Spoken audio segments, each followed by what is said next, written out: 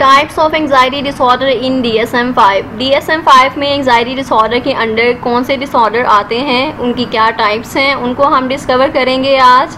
And then further जो है इन disorders को हम वन बाय वन अंडरस्टैंडिंग इसकी देखेंगे, इसका ओवरव्यू लेंगे, so that we have better understanding of each disorder.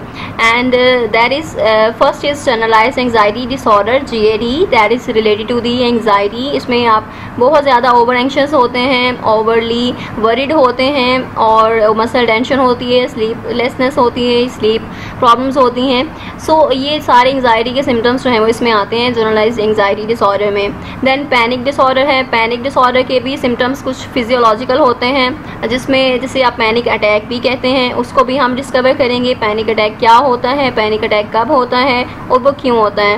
Then social anxiety disorder है, सोशल से रिलेटेड है, इट मीन सोशल फोबिया है आपको, आप सोशल सिचुएशन में एंक्शस हो जाते हैं, वरिड हो जाते हैं। देन स्पेसिफिक फोबिया है। स्पेसिफिक फोबिया मीन्स आप बहुत ज़्यादा किसी चीज़ से खौफजदा हैं, आपको किसी स्पेशल एक चीज़ का जो है वो फोबिया है, स्पेसिफिक चीज़ का फोबिया है, उससे आप बहुत ज़्यादा एक्सेसिवली डरते हैं, और इवन कि आपको कोई उस पर डेंजर भी नहीं होता, अगर डेंजरस भी नहीं है फिर भी आप उससे डर रहे हैं, और जो कि आपकी लाइफ को डिस्टर्ब कर रहा होता है। देन एगोराफोबिया है। एगोराफोबिया भी आप कुछ इस तरह की प्लेसेस में जाने से डरते हैं जहां पर आपको पैनिक अटैक आ सकता है, एंड इसमें आपकी जो ओपन प्लेसेस हैं आप उधर जाने से डरते हैं।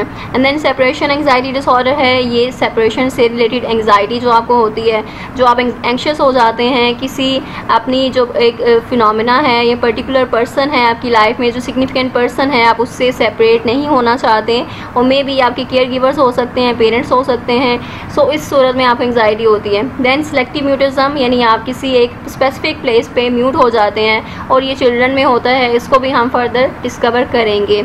सो मिलते हैं नेक्स्ट वीडियो में। Till then take care.